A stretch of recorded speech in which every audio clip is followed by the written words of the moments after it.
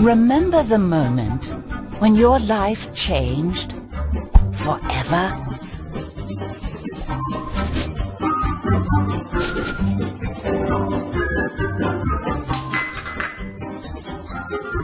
An extraordinary woman finds her voice in George Bernard Shaw's timeless comedy, Pygmalion.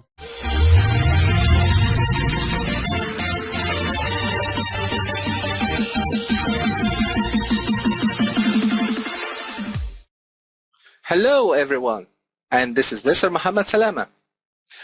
Today in this video we have a discussion about Act 1 of the drama Pygmalion, written by George Bernard Shaw. Pygmalion? George Bernard Shaw?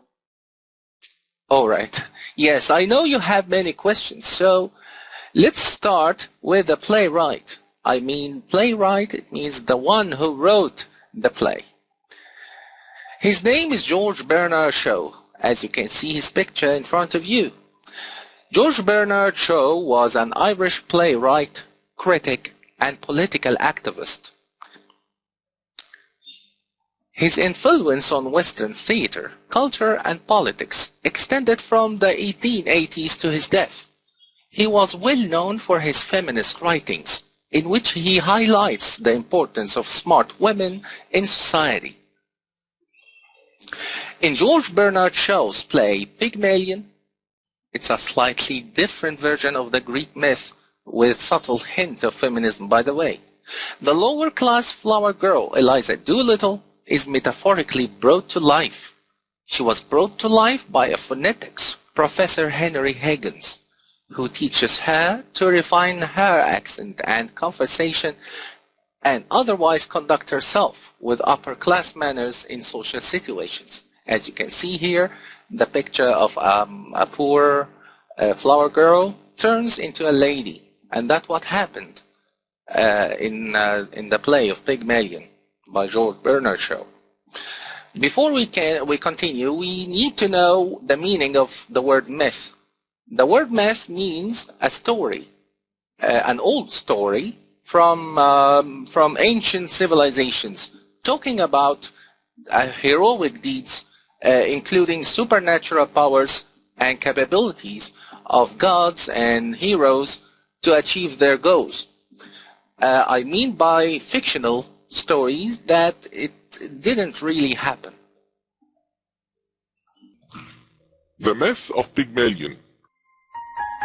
In ancient Greece, on the island of Cyprus, there lived a statue who was slowly turning into flesh. Galatea had by now turned completely into a human being. She smiled at her creator and said that it was his deep love that had convinced Aphrodite to bring her to life. Soon thereafter, the two got married and invited Aphrodite as their guest of honor at the wedding. Aphrodite blessed the couple. Pygmalion never forgot to thank Aphrodite for the gift she had given him. He and Galatea brought gifts to her temple throughout their life. Now, we have to introduce our characters of the play. The first character is Professor Henry Higgins. Henry Higgins is a professor of phonetics. He is the author of Higgins' Universal Alphabet. He wrote a book, and he put the alphabet of the sounds, like the morphemes and the sounds symbols, in a book, and he called it Universal Alphabet. He believes in concepts like visible speech and uses all available recording and phonographic materials. He is an unconventional man who goes in the opposite direction from the rest of the society in most matters. The second most important character of this play is Eliza Doolittle. She is the heroine of the play. She is a poor girl who sells flowers for a living. She is so ambitious that she asks Higgins to give her lessons to refine her language in order to be in a higher class and to find a better job and life. Afterwards, she rebels against Higgins' attitude towards her. She calls for her right to be treated as a human being, not like a doll. She finds herself lost after changing. As she doesn't know what to do next, she can't return to her previous condition either. Colonel Pickering, he's an expert in Indian dialects. He's nearly a match for Higgins in his passion for phonetics. Pickering is always considerate and a gentleman. He says little of note in the play, and appears most of all to be a civilized man. He plays in Eliza's experiment by making a wager of it, saying he will cover the costs of the experiment if Higgins does indeed make a convincing duchess of her.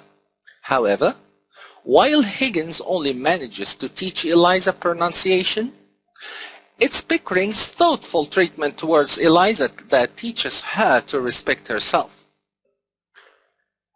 Alfred Doolittle, he's Eliza's father, an elderly dustman who has had at least 6 wives. He barely does anything in his life but drink and marry women. When he learns that Eliza, his daughter, has entered the home of Henry Higgins, he immediately goes to see if he can get some money out of the situation, as if he sells his daughter. Mrs. Higgins, she is Professor Higgins' mother. She is a lady in her 60s who sees that Eliza's experiment is a silly thing. She also thinks Higgins and Pickering as senseless children. She helps Eliza make progress and make her own decision on what to do in her future. She helps her meet Freddie again at her house. Here is a comparison between Pygmalion of Bernard Shaw and Pygmalion the myth.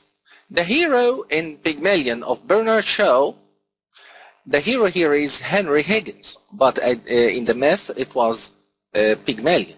The heroine, I mean the female hero here, is Eliza Doolittle in Pygmalion of Bernard Shaw, but in the myth she was Galatea. The force of change in Pygmalion of Bernard Shaw is education and civilized manners. But back there in the myth, the force of change is supernatural force of the goddess Aphrodite. And now here is a rare recording of George Bernard Shaw himself after filming this play in 1939. Amazing, right? No?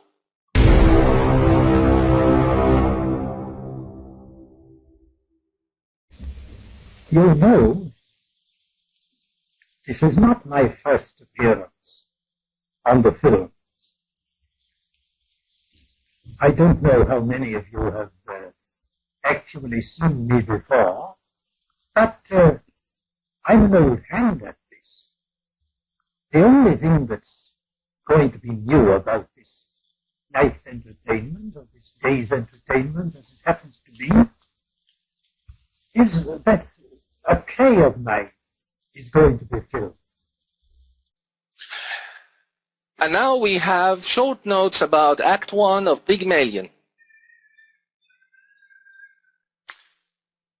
Act 1. Act 1 begins with a young gentlewoman and her mother stands under a portico in Covent Garden, London, avoiding a torrential evening rainstorm. They are among a group of people seeking for shelter. The daughter complains that her brother, Freddie, should have got them a cab by now. Freddie returns without a cab. He tells them that he has had difficulty finding a cab, but they insult him and tell him to continue looking.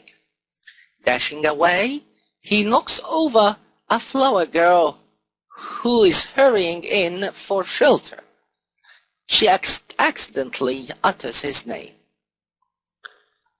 Freddie's mother asks the flower girl how she knew her son's name. The girl says that his name is a common name and she never knew his name. She asks for money for the flowers her son dropped.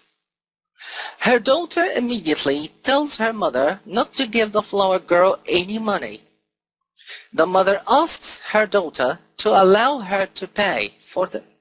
The daughter grudgingly gives her mother 6 pence to pay for them. A gentleman runs in from the rain and tells the mother that the rain is only getting worse.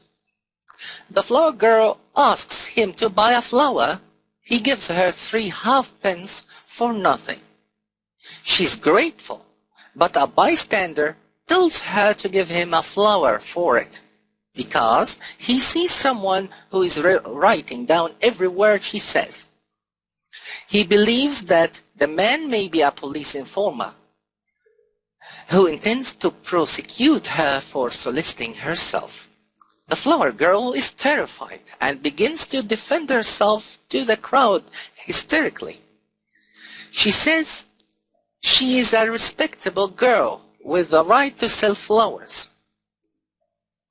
She gets a lot of attention as the crowd tries to calm her down.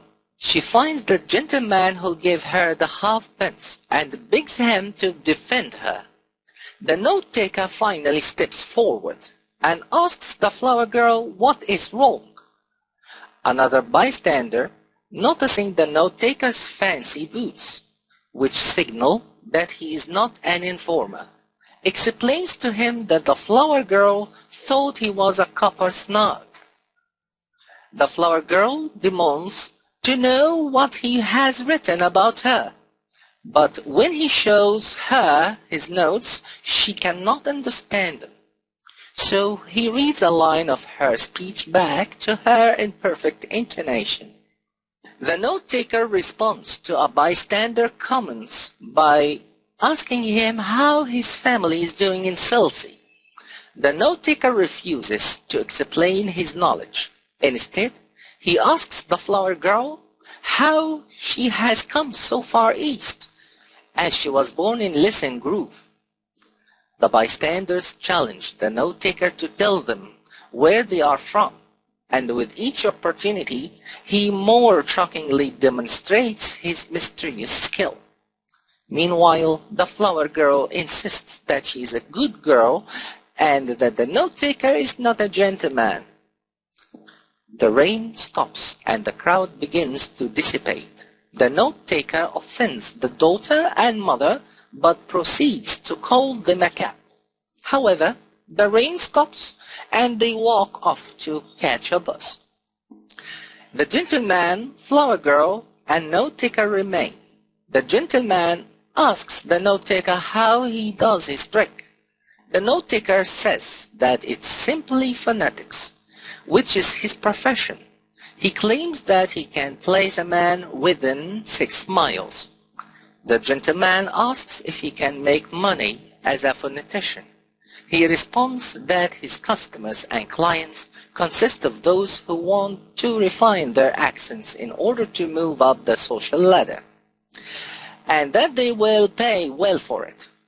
The flower girl has been muttering continually, and the note-taker explosively tells her to shut up.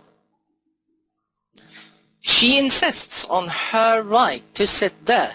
The note-taker responds, A woman who utters such depressing and disgusting sounds has no right to be anywhere, no right to live.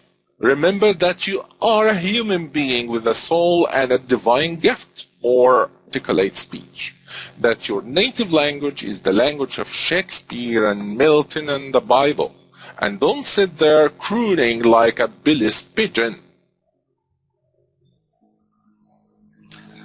The flower girl is shocked. The note-taker boasts to the gentleman that he could pass this flower girl off as a duchess after 3 months of tutelage, or get her a job in a shop, which requires better English. The Englishman is not surprised. He tells the note-taker that he is a student of Indian dialects. The note-taker asks him if he knows Colonel Pickering, who is an expert on Sanskrit.